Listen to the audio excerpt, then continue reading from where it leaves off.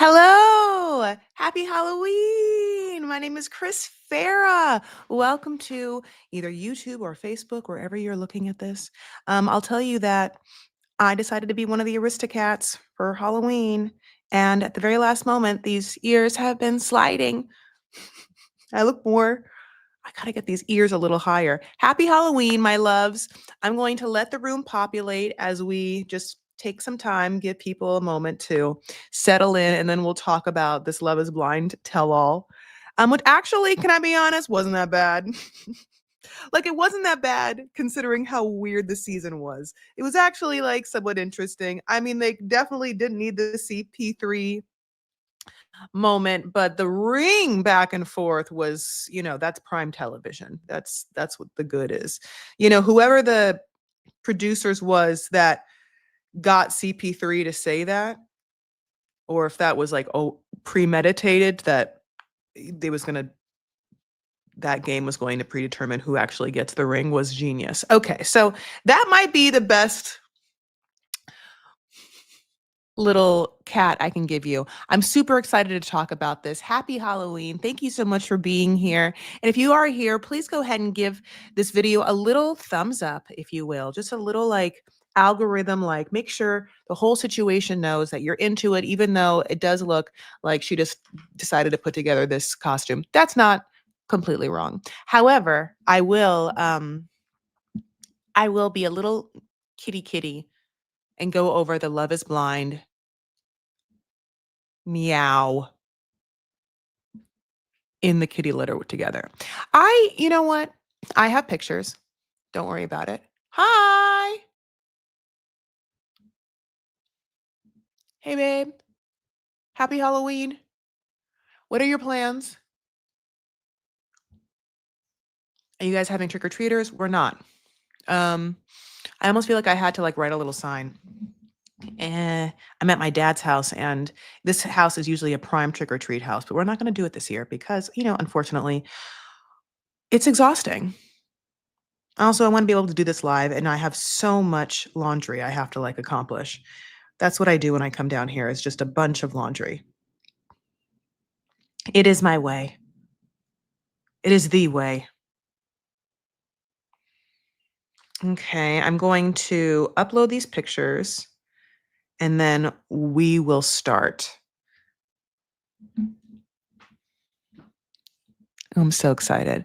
Yeah, I really didn't mind this tell-all. I thought that it was interesting, and it's because it's interesting for how much drama that there is outside. Because the one good thing about the show is that since, for instance, this season's happening in Denver, Colorado, since it's a mildly smaller city, once all of these fun young people that have all done a show together, and they probably have like mutual friends, because if they've been born and raised in Denver, there's probably, I'm assuming, like six high schools, and everyone's kind of is not so far off. So having said that, because the show exists and then afterwards they go hang out and they're young and they're all single and whatnot, and probably the producers want them to, drama unfolds even after the show, which is exciting because the format of the show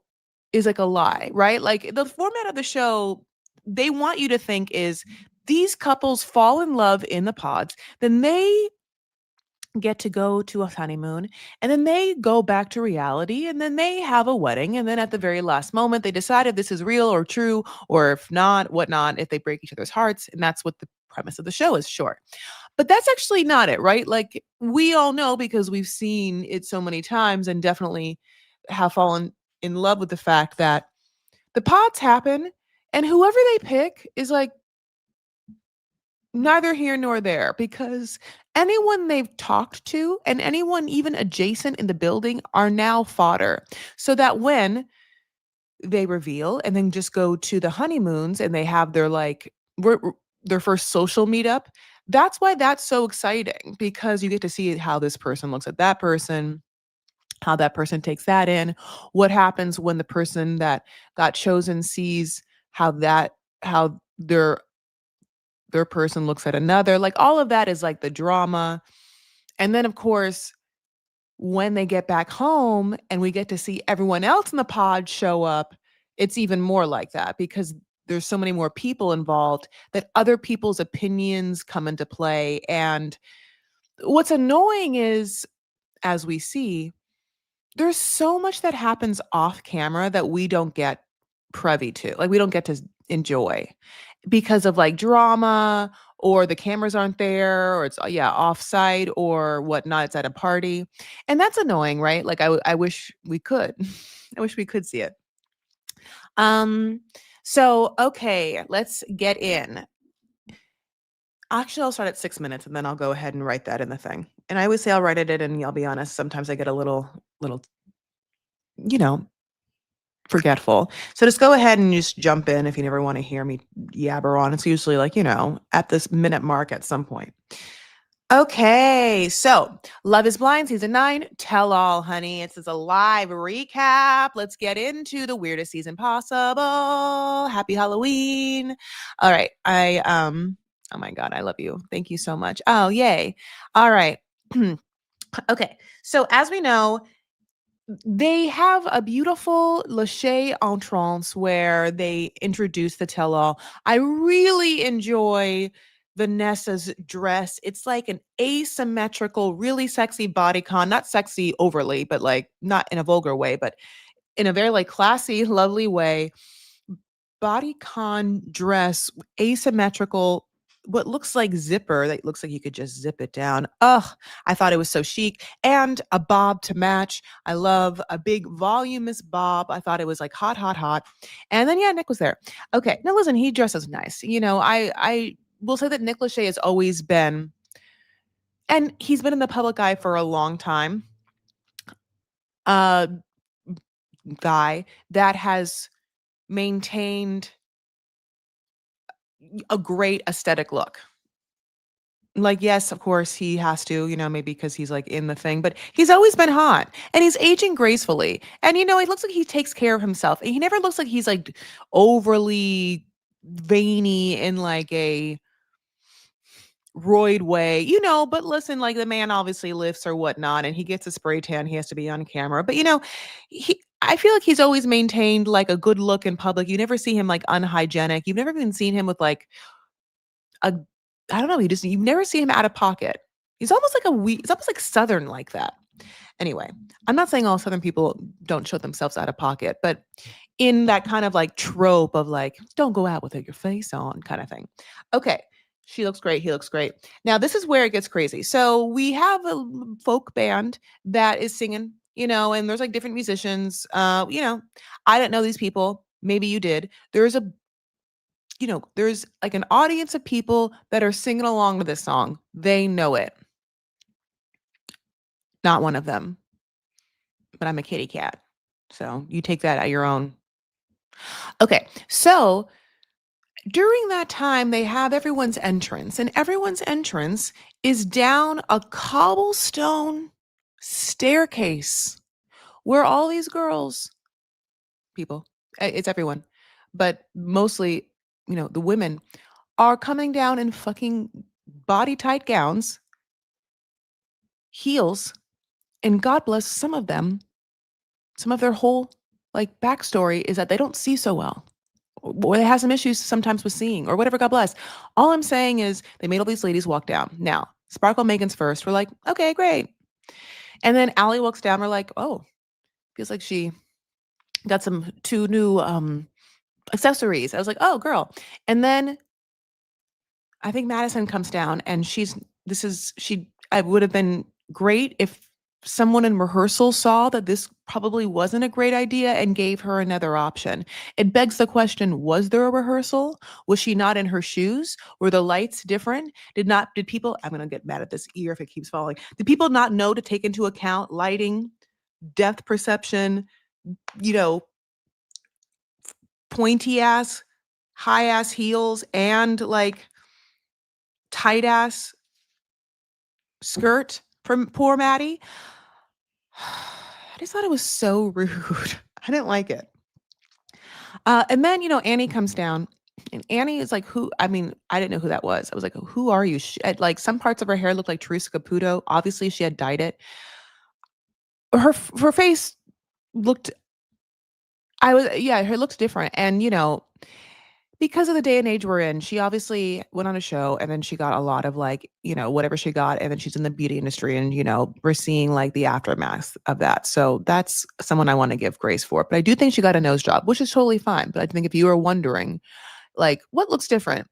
I think that she got a nose job, but I'm not 100% sure, and it isn't like I tried to go back and forth pictures of it, but because maybe she also contoured, but she did look different, and maybe also fillers to play, you know? Okay, so, um, we start with Megan and Jordan as being, like, the first couple we're gonna check in on.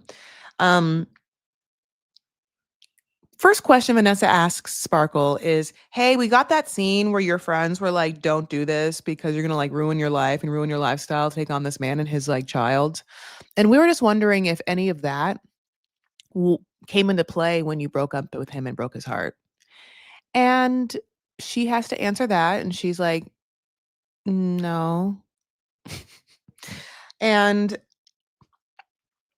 then we get Jordan, who says that he regretted introducing, Sparkle Megan to Luca, and she cries, and she feels really bad about that. Now, during the course of their breakup, she sort of, like, spiraled in what she wasn't thinking that she was gonna be able to do because, like, one aspect of what she thought she wasn't gonna be able to do is, like, be, A, in a relationship, maybe B, with Jordan, who, acts different or isn't who she thought it would. C, like, can't quite roll like her, nor does she feel like she's able to live to her fullest capacity or extent, or does maybe whatnot to her, like, ability or whatever, who knows? And or I don't think that Luca was, like, a major part of it, and so all that to say, I think when she felt bad giving up what feels like an option of love, it feels like a failure, and I think that that happened, and then she was like, "Well, I don't know what if this if this is something I can fail at, then maybe I'm not fit for to be his wife, to be his girlfriend, to be Luca's mom, to be a mom." And that's when she, I think, was like, "I don't think I can be a mom." So that's really sad. And Jordan hears her and she's crying when he mentions the fact that he regretted introducing her to Luca. And he clarifies and he's like, "Hey, hey, hey, just so you know, it's not so much that I am like, I wish it wasn't Sparkle Megan.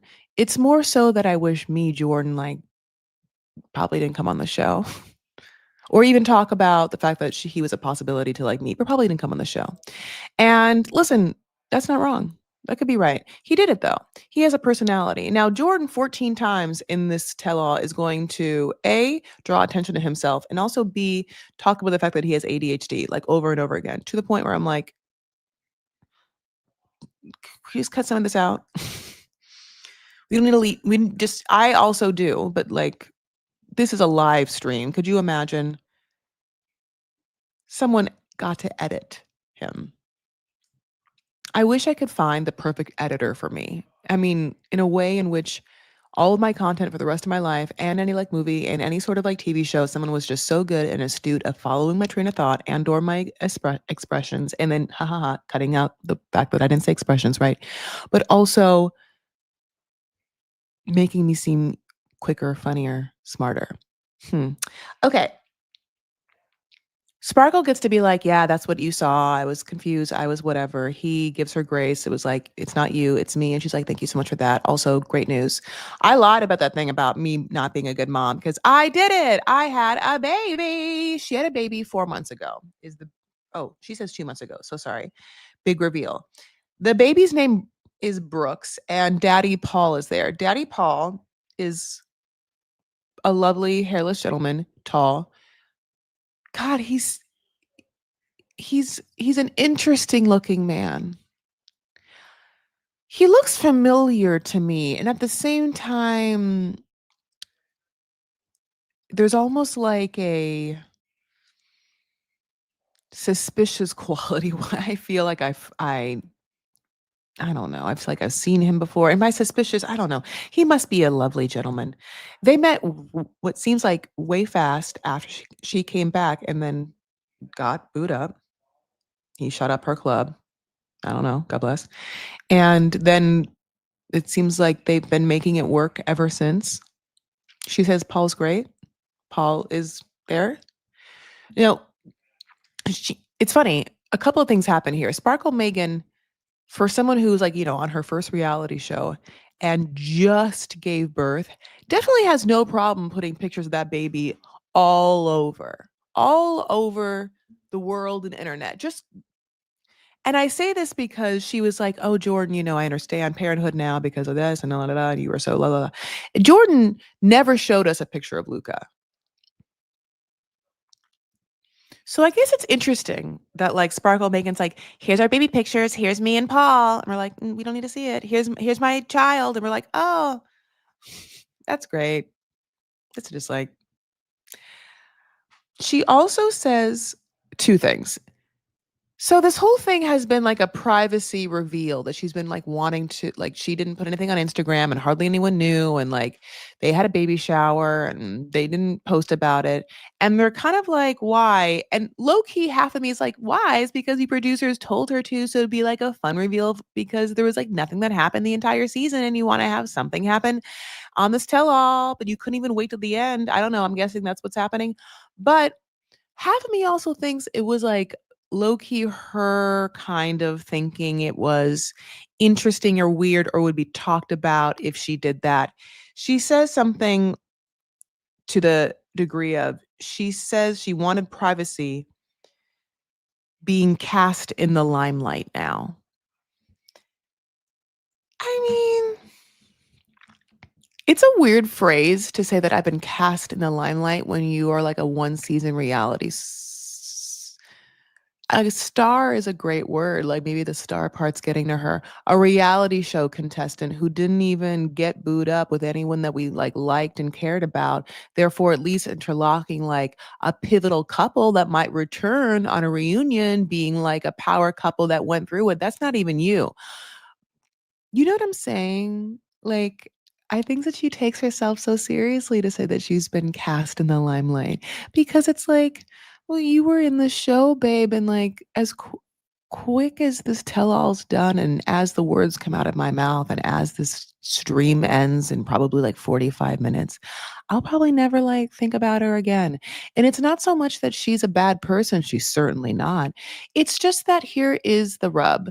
Not everyone that's a reality show person, reality show contestant, is interesting enough to be on TV.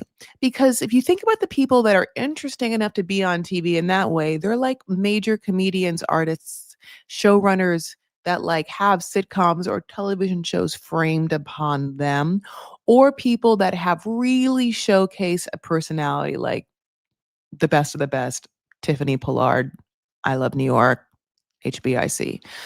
Like, it takes a lot to make that jump, like, to your own charisma and star being bigger and more important than the game of one season of a TV show you were on. Now, that's a hard thing to swallow. And she's not the first person not to be able to swallow it or maybe think, but it's like, we don't care about that baby. We don't care about that baby. Come on, you did all this for that? If you want it to be private, then don't show us the baby's face. You could have kept that face private easily, honey. We didn't, So, I don't mean to be mean, but it doesn't like it's kind of like you wanted it to be private because you're cast in the limelight, and that's like a huge burden on you, and now you're like having to like go through the waves of like being the most popular K-pop star on the planet. Like I don't, okay. So moving on though, LOL. She has always come across as being weird and elitist, and I think that I now want to just like call her out. I think that we never called her out because other women were like literally louder and more vulnerable and or more intense in all of those three, and or stupider and or drunker and or more fucked up, all of it. Like Annie and Madison. Then because Calabrio's not those, but Annie and Madison are those. All Sparkle Megan gave us was definitely elitist, and she always wanted to talk about how rich she was. She has horrible makeup, the worst makeup choices of all time for someone who like either travels well or spends time in nice places, or for someone who like goes to fancy salons, or someone who like spends money at nice shops. Like, after a certain amount of time, you've been in a certain amount of spaces where you can ascertain certain tips, tricks, secrets, or at least know where you're lacking to get a better situation of. But she's not a cultured person. She's not sophisticated. For someone who definitely wants us to know how rich she is all of the goddamn time and where she travels and stuff like that. I mean, I know that I talk about that shit a lot, but I'm just, come on, you see that too, right? Okay. So I love you guys so much. Thank you so much. Okay.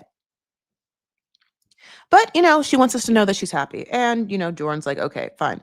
And Jordan knew beforehand because he had gotten a weird DM from someone. And then he got the DM and then he called her out or whatever, reached out to her. And she was upfront and honest. And he says, thank you, because if he had just realized that situation now live on camera, it would have been really fucked up for him. And it sort of feels like the unspoken thing is that if left to her own devices, that is what would have happened, because she was gonna keep everything private. He's the one that got a weird DM. I don't know why I'm saying DM like that. DM. I'm like Eurotrash about it. DM, and reached out to her and was like, did you have a baby? Are you pregnant?" And then she was like, "Yes, I can't lie." So she's weird. Now he's, also weird. So basically, she reveals, and all the girls like, "Oh, that's why you got a little thick." And she's like, "Yeah, because the baby, it's been 2 months." And I feel like, and we also find out that Jordan hangs out with Mike, and Jordan said that she went out with Mike after the show, which is great to know. I think it's great to know that. And I think that he said that in a way to undercut her a little bit, and she knows it looks bad that she went out with him. But she is the same. She should have picked Mike. It's weird that she didn't.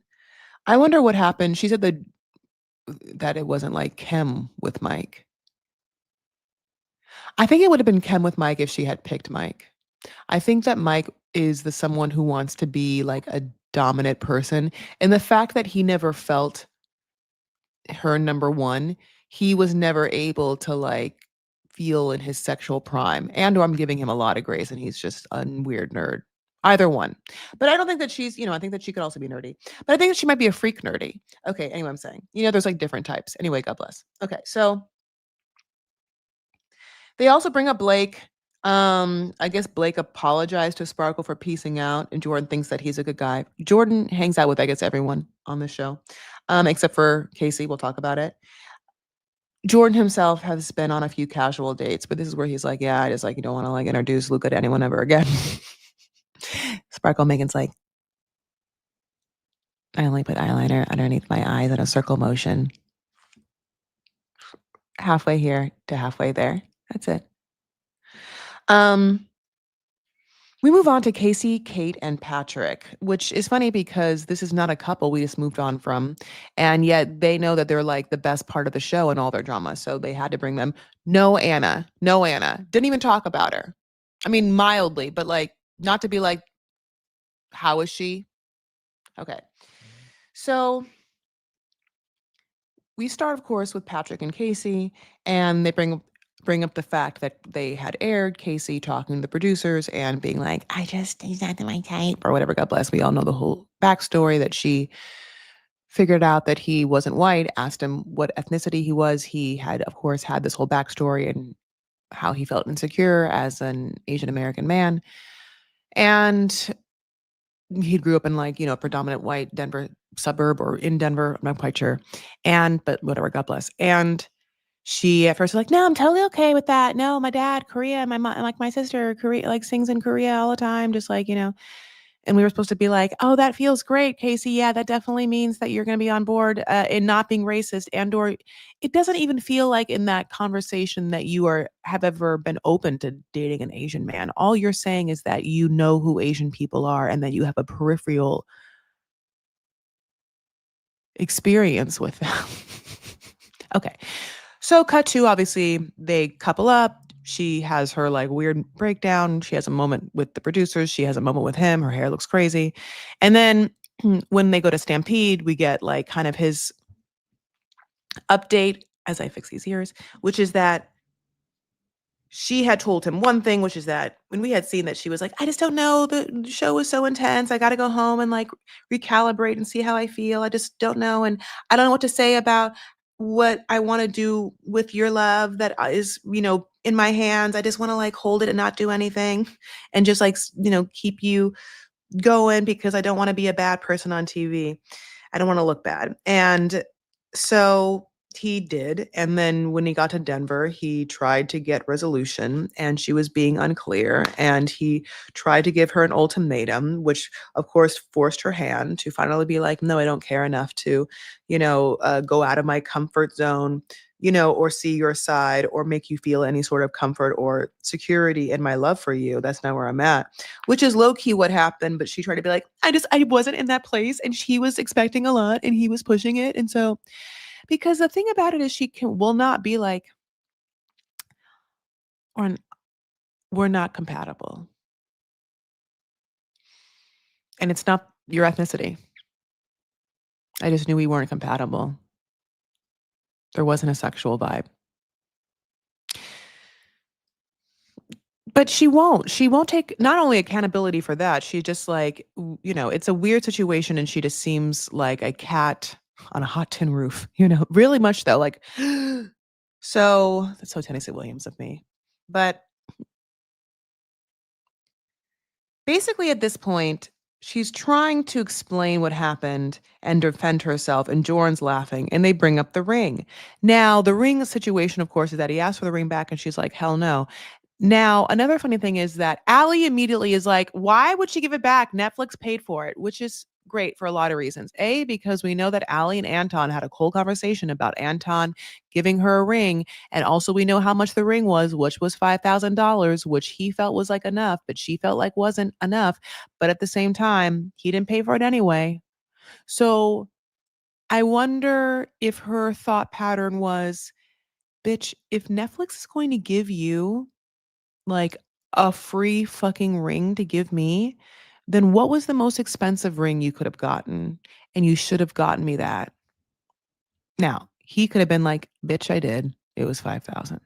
Now, maybe he's like, "Bitch, it was 5,000." And she's like, "Well, then why don't you give some of your money on top of the Netflix money to like ensure someone that you in real life, not just on this television show, actually want to be with, like you've invested something in."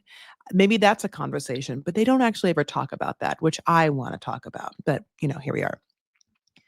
So basically, Netflix paid for The Ring. You know, it's I'm don't wanna gender The Ring, but it's looks like a leaning towards female ring of a certain size. So, Allie and Casey and kind of I are like, why wouldn't Casey have it? Sure, if it was his mother's ring, God bless, that went down the generational pop line and would not be able to just, like, end on fucking Casey's stupid ass finger, of course. But, like, if this is Netflix money and it was fitted for her, then she should have it. So, basically, Casey is put on the spot by Patrick that's like, "Casey, I'm gonna do you a favor, just apologize." Casey's so pissed about this. Casey does not like the idea of this man telling her what she has to do. And Casey, at her core, is like, "Why do I have to apologize? I'm not into you." And what Patrick is saying is like, "Yeah, bitch, but you should have been nicer to me. And the internet thinks you're stupid and mean." But then there's this like other back and forth drama that like she claims to be a side bitch, that she took all this flack because she actually she actually wasn't his first choice. That was Anna, and he is like, "No, girl, we all know Anna left." he keeps saying day 5 and me and you coupled up day 10. That's 5 days after. Da, da, da, da, da. So that's where he's over and over like trying to hammer that in as they both try and place like blame. Now, the blame is on Casey because she's unclear, never kept her side of the street clean of why she was leaving the situation because she still doesn't want to look bad. But it's funny because to acquiesce not looking bad, she realizes she probably should do something. And instead of apologizing the way he wants her to apologize, and she is like, I don't want to apologize literally with your words in my mouth. Shut that. She's like, fine, here's the ring. Because I think a part of Casey and a part of Allie is like, fuck this asshole. If he's going to ask for this ring that he has no business having, it doesn't, it's not going to fit him. What's he going to do? Hold it for the next lady? Like Patrick, what do you yeah. Patrick, are you going to hold the ring for the next time you fall in love and then give her the ring that you gave Casey on TV in the year 2025 on Love is Blind that we all know Netflix paid for? Or Patrick, is your thing, well, she owes me something, so I'll get the ring and then pawn it and then I'll have money? Like we didn't know why he wanted the ring. Cut to Casey giving it to him, being like, then fine, bitch, why? We'll just make fun of you later. Okay, so then the time of time, CP3 comes out. CP3 of Clippers lore, CP3.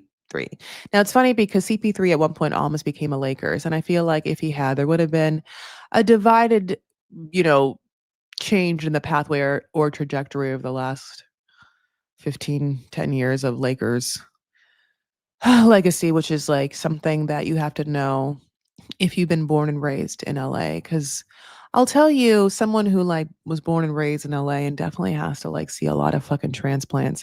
When Clippers had like a 5-year streak of having some good players, and then we had to deal with Clippers fans, they're gone now, by the way. They're gone now. All the Blake Griffin fans, all of those people, and I remember you. They haven't been to a Clipper game in years. They're definitely not posting about it. So funny. But if you're a basketball player, you know that at one point the Lakers tried to make a move for CP3 and it was blocked by the head of the NBA. And whatever, God bless. And then Clippers got him. And then, you know, and then fake friends. It's so funny because I look back and I laugh. And it's so easy to look back now on people and see like how funny they were and how much I knew, but just didn't trust myself of how fickle and dumb, imposing people are. But that's like a great idea. Like yeah, it's a great idea to do some like connections in your mind of like people that ended up not being great or shit and like the things that they gleaned onto that were just like symptoms of people not being shit, like Clippers fans. I hope I don't get killed for that, but I mean, please comment that you know what I'm talking about. Okay. So then, of course, we get like, you know, this basketball free throw off between Casey and Patrick, and Casey's doing it in heels and Patrick not so much. And guess what? Casey wins. And during that time, CP3 was like, well, if she wins, she gets the ring back that fits her. And he did. He did that and she won. And Patrick, it wasn't a great look. None of it was. God, none of it was a great look for Patrick. And there's the rub. It's like, even if you went into this being like, Patrick is a victim, he's not. He's not a perfect victim. And there is no perfect victim. But he has there were things he pushed in so many ways that takes away the empathy completely you might have for such a person. You don't have empathy for Casey, but you're also kind of like, well, that tracks. Okay. So when she gets the ring back, we move on. So we get this like horrible other moment where Casey's like, yeah, that happened there. Let me tell you though, after the season, I hooked up with who? Joe. And Joe's sitting right there. She's like, yeah, he's right in front of me. And then she tells Madison, and Madison hates it, that, well, I guess, okay, off camera at a party, she goes up to Madison, supposedly this is Madison's story, and says, hey, girl, hey, guess what? We are Now, I don't wanna say the term because I don't wanna because it could be, considered offensive, okay? But it's basically the word that is a slang word that is, like, for Native American people, like, in Alaska. And in the term there's, like okay, it's funny because growing up, right, in the '90s, there's 2 bad Native American terms that we use all the time that were, like, maybe docile to the point where I didn't know, but maybe had origins, right? We would say, like, instead of crisscross applesauce style, that was, like, instead of people from the country of India, we called that style, and it's just cross legs. Who knows why? I mean, like, I don't know if it's like a yoga thing or why they decided to call it that, but that people just would say it all the time. Obviously the same word that is like sisters, blank sisters, we would say blank kiss, and that blank kiss is like when you would go up to like, anyone, like a baby, anything, but mostly babies, but also animals, also dogs is very fun to do and just rub noses, right? But the term when used with the word sister means that you fuck the same person. So that means Casey was so happy to run up to Madison, be like, "Hey, girl, hey, I'll tell you who I fucked, Joe." And he's not shit, wants to like complain. And then so Madison's like, first of all, gross. Second thing is, your relationship with Joe is not the same relationship that I almost had with my husband. And Casey wants to be like, bitch, the relationship I had over 6 weeks with Joe was more than like the 3 days you had with, who knows? I don't know what she thinks. I would have loved them to ask Joe, what relationship meant more to you, Casey or Madison? Now, I think on TV he would say Madison. I would like to know though. He's with some girl named Avery, and Avery is like, in the mix. She's adjacent, honey. She's friends with Kate. Know that Kate and Madison are great friends. Kate obviously had a situation with Nick, and that was like kind of the downfall with Annie. Nanny, I don't mean, Annie, God bless. She she's a red-eyed, glassy-eyed kind of like always kind of like on a downer kind of energy girl. She says hardly anything throughout this tell all. We'll get to her when we get to her, but it's not a lot. So basically, yeah, we get the like idea that Joe's now dating Avery, who's friends with Kate, who, Joe was this was after that he dated Casey, and that Casey at one point at a pool party when he showed up with Avery, saw that he was with someone and started crying, but she didn't have like a altercation with Avery, and Avery's a girl's girl, like, like all of this or whatever. We're like, it's interesting because they show us all these people. Avery ended up doing a podcast before the tell all to kind of like talk about Joe. So, I wondered why they didn't bring out Avery. Why did they bring out CP3 and not Avery? Since it's interesting who they didn't bring out, right? Like, they didn't bring out Anna, they didn't bring out Mike. Okay, so but they bring out Blake at one point. Blake wasn't even at, like, other I don't know, just why was Blake there? Who cares about Blake? I don't know. I keep saying I don't know. It's just because it's interesting how they produce the show. Madison gets her moment to be like, "Joe, you really fucked me up and you had body shaming moments." And Joe let a lot of words fly, both when he was drunk and not. And he also like says, okay, Joe is a Joe from Denver, Colorado, who makes it on a show. And after like being, put in situations, is put in a confessional, and the producers ask him questions, like over and over again. And can you imagine the questions like when you see someone for the first time, like, so what did you think when you saw Blobbity Blue for the first time? How does Blobbity Blue, okay, separate question. How does Blobbity Blue look in relationship to your typical type and or people you've dated before? And you just have to like answer the question with the question. Well, Madison, in relationship to the people that I've dated before, is not quite the type that like you would like think about having to answer that question with having repeated the question in it. That's what they're making you do. So he is trying to be like, whatever he's trying to do in his like minimal IQ.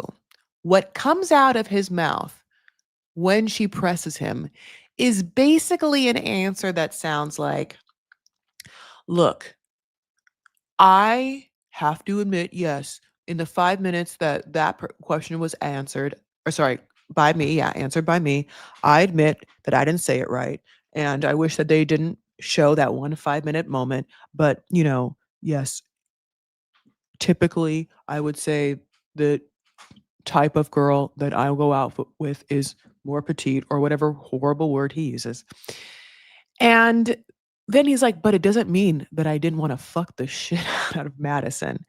Like, his whole argument isn't that she's beautiful and that his typical type is sometimes smaller, but that Madison opened his eyes to how, like, he had a limited idea or how whatever. He literally just says, "No, no, no, no, I fucked her, though. We fucked all the time, you guys know. So, I mean, I fucked her." That's what he's right? You heard that too, right? You hated that part, right? I just wanna know.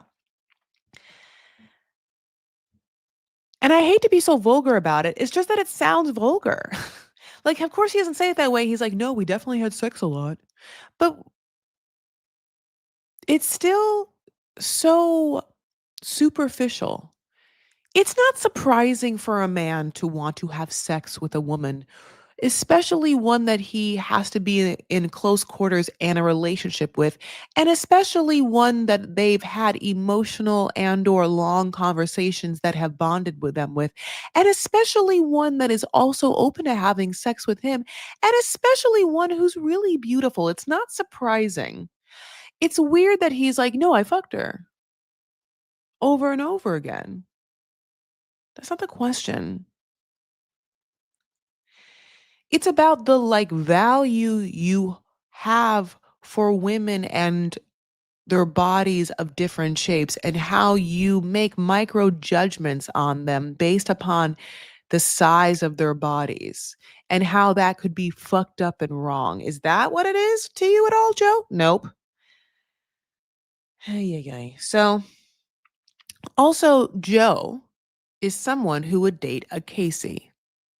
And I think that it's, like, important to know that not every person is out there for you. And I think you can make judgments on people sometimes based upon who they are, magnetized towards.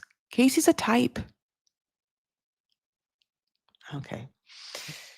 I'm not saying a bad type, but like Joe is no prize. And Joe, I don't think is going to give you what you want. Because at the end of the day, Madison is still like, I'm unclear. I'm unclear why this didn't work out. It's like, yeah, he's not a clear person. He literally, you're like, I watched the show. He's not a clear person. He doesn't answer a question. It's like, yeah, good. So now you know that that's what you're gonna get with that person. Like, that's why it'd be great if Avery was on the show because I want to know if in Avery's head she's like, "Yeah, he doesn't quite give me a clear answer either." Or is he a completely fucking different person with Avery? Is he like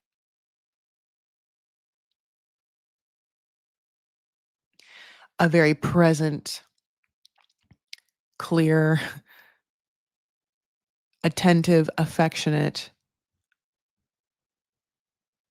someone who like, I don't know, when when you care about someone, I think that you are just a little more tethered to them in a way that because you want something from them, which is for them to stay, for them to like see the good parts of you, for them to, like remain sexually interested in you, like all of that. So having said that, I would wonder if he is different with her. Okay. Um, Kate gets to call Nick out for basically saying the same thing in all the pods to everyone. And Annie hears all this, and Annie kind of goes back and forth of like being like, yeah, but we all did that. And which is interesting. And then also being like, Nick isn't shit. And I realized when I watched it that I just had to do everything and I was towing the line and I just don't know why I did that. Because I think that she's somewhat embarrassed when Vanessa's like, girl, when you watched your breakup, were you kind of like, I didn't I wasn't gonna let him break up with me, and is that weird for you to watch?" And she was like, "Yeah, I couldn't get rid of the knowledge of, like, the fantasy I had created in the pods." And that at that moment, I wasn't cognizant of how much I was driving that fantasy and how the other person was trying to get off the train, was trying was jumping from, the last caboose, hoping that the tracks wouldn't kill him. I mean, like yeah. They never talked about Annie's hair, which I'm happy about, and Annie never talked about her hair, which, God bless. Okay. We move on to Anton and Allie, and they finally address what I was wondering, which was, honey, did I miss the conversation that resolved the situation Allie had in the girls' bathroom with that girl, Michelle? Now I realize, no, I didn't miss it. They did never did it. Okay.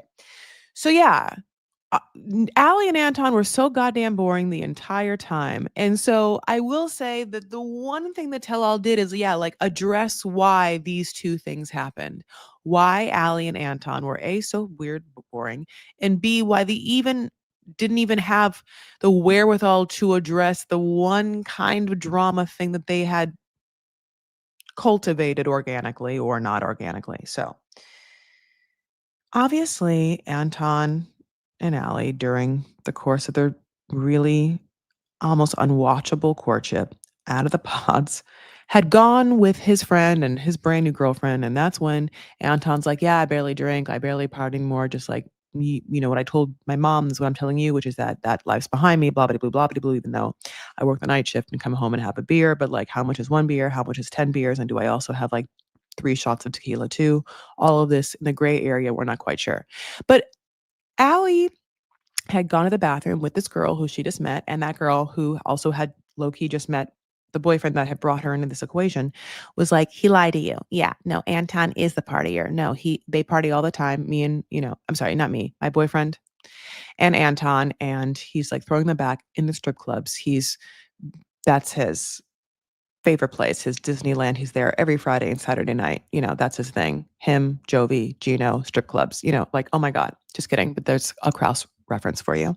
So Allie heard all that. And then we just saw another vignette of her realizing that he drinks, sort of not really pressing him on it in any sort of way, just acknowledging it and being like, "That's weird. Okay. Is that what it is?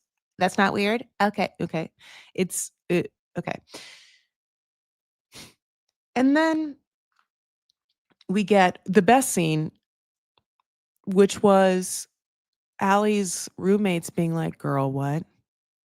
Come on, that's not the Allie we know. The Allie we know is not gonna probably be with, like, a truck driver who only wants to be a truck driver, who, like, does a night shift, who, like, isn't quite able to help you move up in what you're doing, which is like you're in nursing programs and you're, having to get through that and someone has to hold you down so that once you get those degrees, you have those, to fall back on, but also you will have the luxury to do what you want to do, which is raise kids. And he's going to appreciate having a stay-at-home mom. Like she and her roommate have already planted like the ideal lifestyle for both of them. For better or for worse, they're not the only ones that make this kind of map, but, like, it feels like it's a familiar map, right? We know that Anton would be like someone who you would have to believe in their potential to give you that, and potential fast, because, Al and Anton, God bless, are in their, like, 30s. I mean, he is. He looks it. Okay. So, Allie also is giving, like, full Sofia Vergara. These are the girls, so we can go through them. Yeah. Annie, I don't know exactly what's happening with her face, but I told you what I thought, fillers and a nose job and different hair. Allie looks like Sofia Vergara, she, like, has a definitely darker hue. Allie's looks great, she can definitely do both. Um, I get Allie also saying, "Here's the thing, guys, here's the thing. It wasn't the truck driver thing or the conversation with my roommate, although that's her deal, and she comes from the same culture as him, so she was giving me, kind of like an idea of, like, what I should expect, which was interesting the way she said. She's like, "I saw toes in Baja in flip-flops," and I was like, "Oh, no." But also low key, they never had deep talks. She just had to see his feet. They in the conversations in the pods were deep, meaningful, and then outside of the pods, not so much. And I feel like we saw that too. It's weird because what I noticed was in the pods, right? He would have all these moments where he would wax poetic about something and then like almost fantasize and be like, yeah, baby, this and yeah, baby, that. But yeah, out of the pods, he was like weird, kind of beady eyed.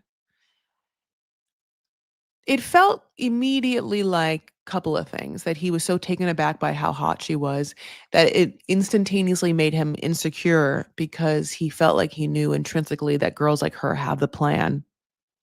And the plan involves having someone that can really like lend a helping hand to her financially and financially and stability and like lifestyle choices and maturity in a way that I don't know if he can. And then through the course of the week, she saw that like, yeah, his truck driver, late shift, come home, breakfast, no gym, beer, doesn't wanna talk, bed, repeat, which is kinda like what we got a little bit of Sparkle getting mad at Jordan for. But I think for someone like Allie, for her to believe in your potential, she would have had to see the hustle and, the hunger to make it work by being more either emotionally supportive or more interesting or more exciting, and he never rose to the challenge. Interesting. So, we also get this moment where we're like, "Okay, well, like, Anton," and Anton's like, "Yeah, okay. Anton, what's happening with you?" And he's like, "Yeah, I'm dating someone." "Okay, Anton, cut to Anton's girlfriend," and we get this shot, and we're like, "Oh, well, who's Miranda?" Because it's 2 girls with almost identical faces. I mean, if these aren't 2 sisters, you obviously know these are 2 sisters. This is the same girl with slightly different eyebrows and slightly different eyes, but the exact same nose and same hair and and the same leather jacket. I was like, "Does he know the difference? Which one's Miranda? Does he know? Are they twins? Does he dating both of them? Is that like that weird thing that happened? Remember when that TLC had that special spinoff and there was the 2 sisters that dated like that one guy and God bless, remember? I think they had like a teeth thing where they like one of them had to get a wisdom teeth pulled, so she like wanted the other one too. You know what I'm talking about. Anyway, you don't. I hope you do. Please in the comments tell me if you do. So basically, we know because of Reddit and my deep diveness that it's the girl on the left. Okay. So it's the girl that has slightly more light on the top of her face. If you're reading left to right. Great. So they're like, Allie, okay, turning it over to you. What's happening with that love life? You little go getter. And she's like, thank you so much for your interest in my private life, but I would like to keep that private. I was like, is that the most chat GPT? Thank you for your interest in my private life, but I would like to now keep that private.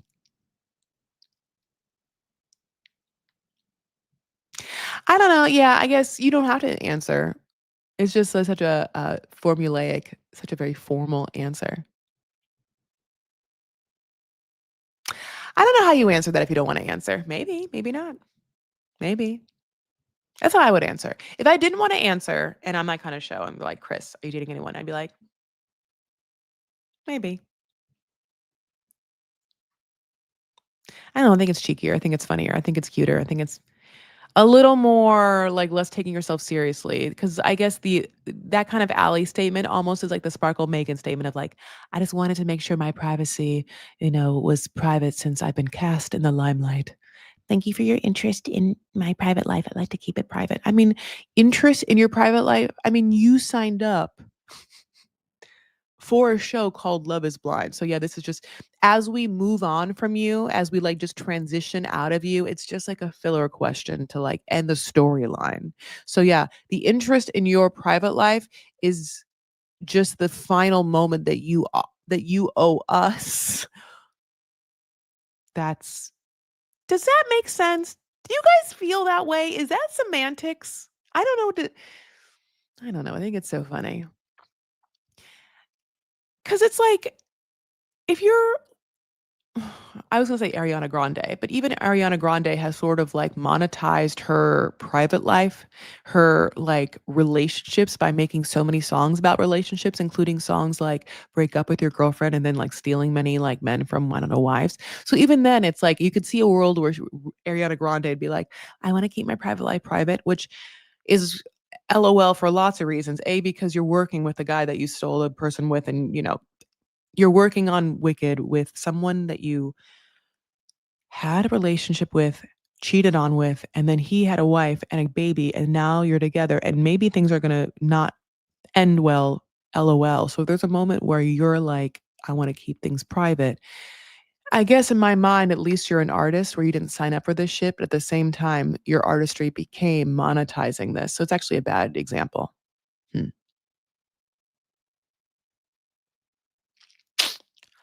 I can't think of a good one. Oprah? Oprah's kept her private life private. Like we know of Stedman, you know what I'm saying? But if she ever like broke up with Stedman, we either would know or we wouldn't know. And if she didn't want to tell us, and she said what I said, private life private, I'd be like that's fine, girl, fine.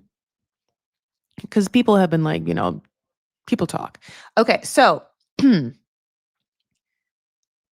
we move on to Edmund and Calabria. Now they don't quite ask the question the way we would ask, which is a little more direct. But Calabria tries to sort of answer this question. It seems like Calabria tries to answer, "Hey girl, hey, did you know that he was so emotional? Like we don't understand why you decided to be with him when it looked to us like his behavior and emotions would obviously be a little too much for someone that like might be a little too much for someone, especially like someone like you, especially someone like most people. God bless it a lot." So she so to answer that, why she would remain in that, it brings up other options like, were you trying to be famous? Were you like, stuck in a situation? And she tries to answer that without really being asked that question. So she's like, yeah, I know it looked like I could probably see all the behavior, but like the crying happened in such a way where, he told me his story and behind the pods, I heard some probably sniffles, but I didn't quite see the breaking down that happened that you guys saw. But then, and I didn't mind him being vulnerable. And then when we came out of, the pods, I started to see how often it happened and over which things, and she starts to be like, it would happen in times in which I would, uh, like bring up something of like importance of value to him, and he would, instead of it taking accountability or trying to talk about that, he would sort of like manipulate the situation by just suddenly crying and being on his knees and telling me how much he loved me. And then I started to be like, this isn't for me. And then we're like, girl, why didn't you at that point get out? And then she's like, it's because I'm taught that like you don't give up on someone all the time. We're like, okay. She tried her hardest to like talk about everything and give us an answer for all of that while still not hurting his feelings. They never talked about sex. Her not wanting to have sex, him knowing that, like, the fact that she didn't wanna have sex and everyone else was having sex was probably a sign that it wasn't going to work out. You know what I'm saying?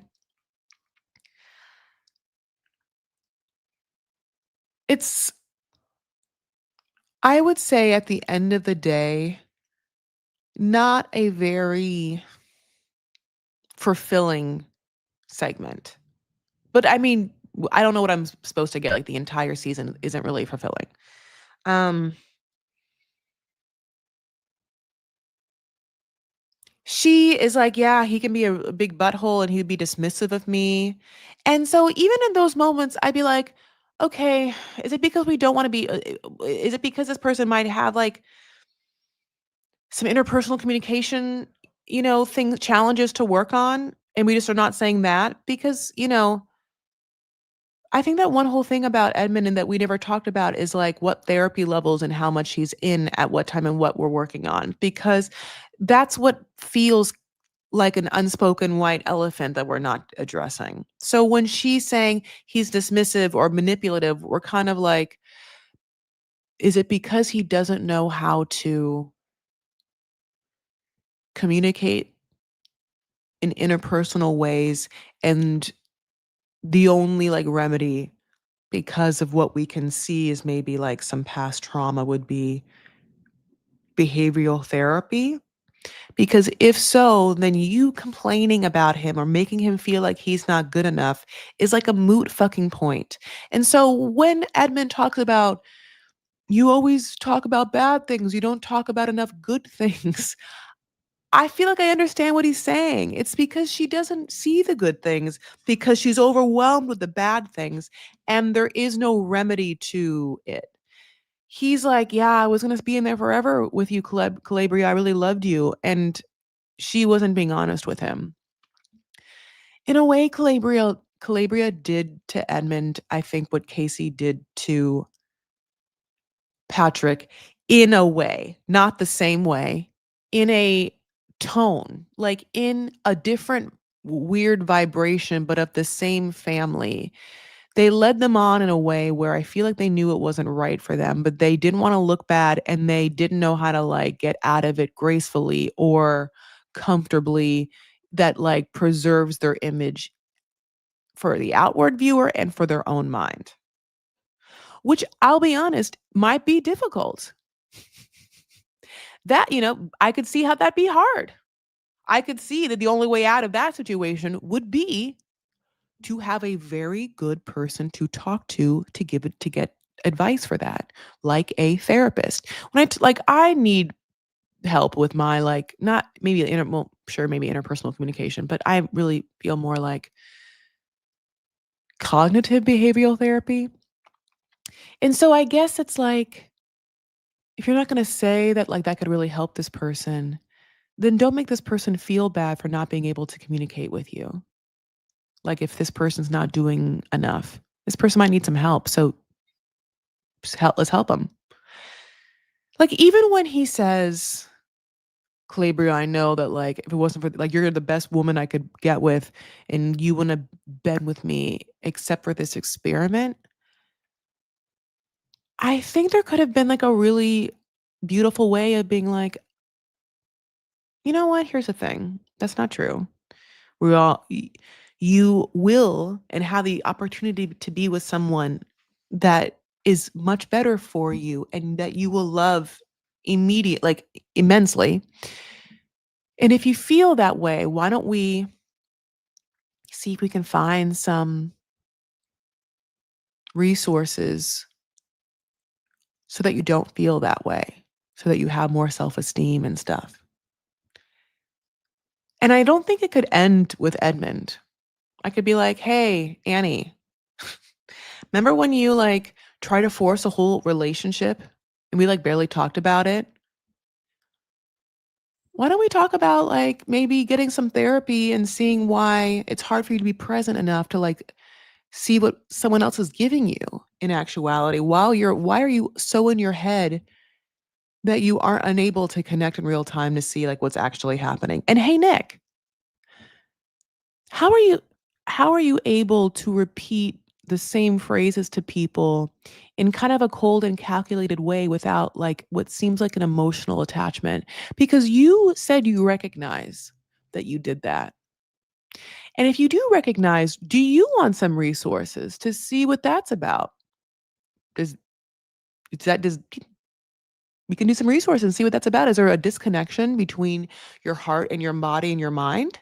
And why? Does that speak to a trauma that lives that, like, causes a break? I mean, these are all human things that everyone deals with. So, like, I feel sometimes that I wish that this show would do some more work to get itself back on whatever track it was supposed to be. Because it really wants to pretend that, like, people have their own wherewithal to do whatever they want, and people aren't coaxed to do anything because of all the bad press they have. And I'm like, okay, if you're going to do that, fine, but then make sure that you are also like taking care of the love aspect of your experiment, right? And the love aspect is for the future. If you are taking from these people and using them as like circus animals to like showcase this circus freak show every season, why not do like one due diligence of being like, but you know what, in the end, just like the fish that get hooked and then we're going to throw back in the sea, we're going to try and give them a little surgery so they're not just bleeding into like the sea for other people to just be having wounded fish friends. That's a bad metaphor, but just think of the work that could happen. Think of the work if like Love is Blind had a 6-month therapy prize at the end that like works with them for their own interpersonal relationship and love relationship things where I'm like, well, if this didn't work out for you, if Love is Blind, the experiment didn't work out for you, why don't we give you this so that the propensity for you to find like someone in the future from a really like grounded place is high. But that's not what they're doing. You know what they're doing? I'll tell you what they're doing. They're ending on a Ninja Creamy ad. A Ninja fucking Creamy ad is how this wraps up. From one what the fuck to another. They try to be like, yeah, Jordan and his like chicken protein crystal light, whatever things is Ninja Creamies. Everyone loves their protein froyo. And then we have to see the saddest little plastic containers with the smallest amount of weird looking froyo with dumb small toppings, and then people with tiny spoons shoving it into their face. Given by Blake. That's That's what we get. That's the end.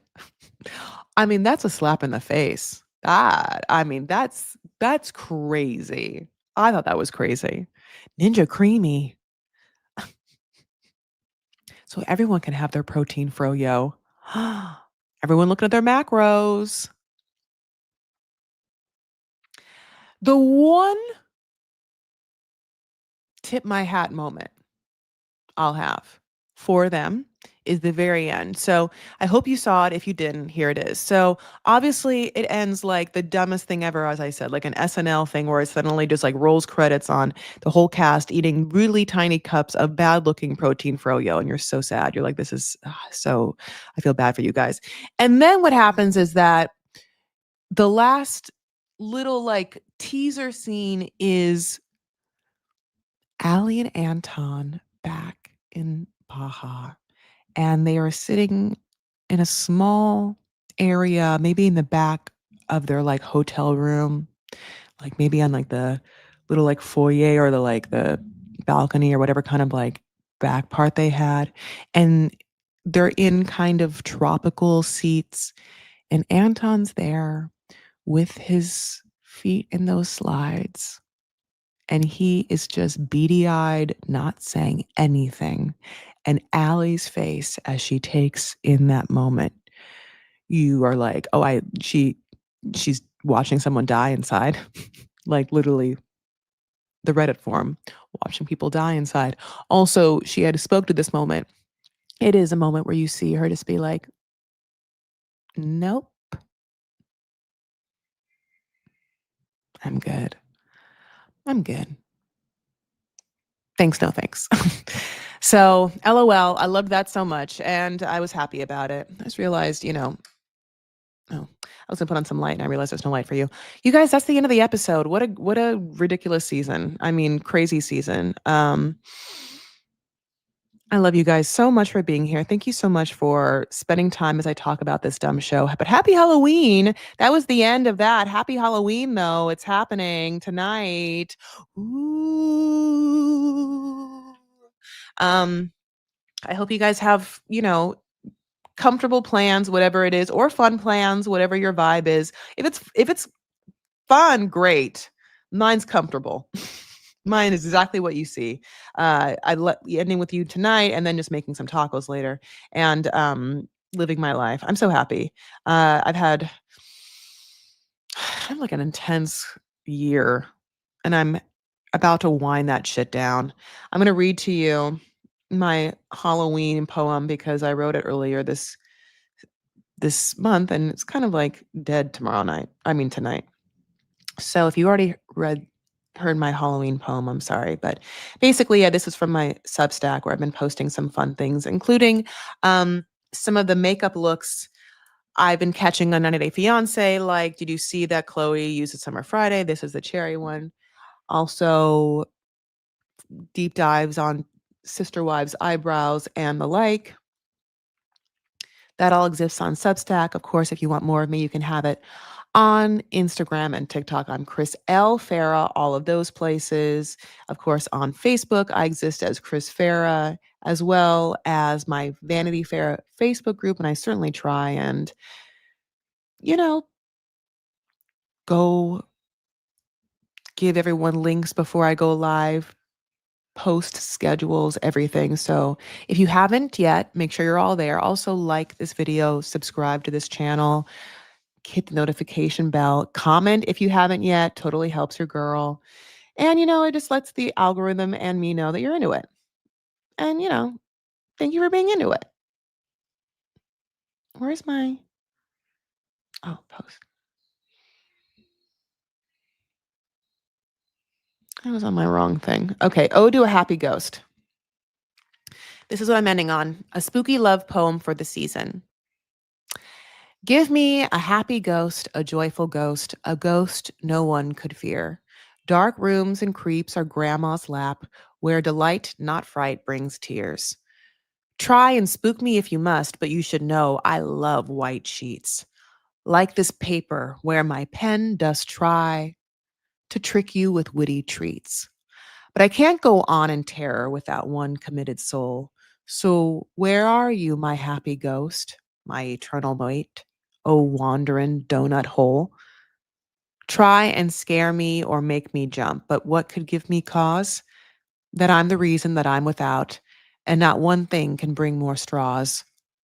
When in the last moments of my breath, as I grapple with the truths now known, I look to grab an unattached hand where the silent space screams, you're alone.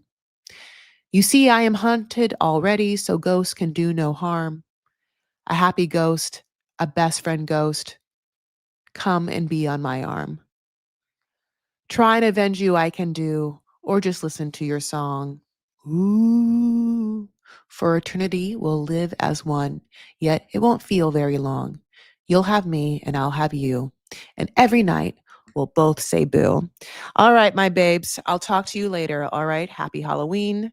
Take care of yourselves and one another. Stand up for what you believe and make art. I love you guys. Bye. Boo.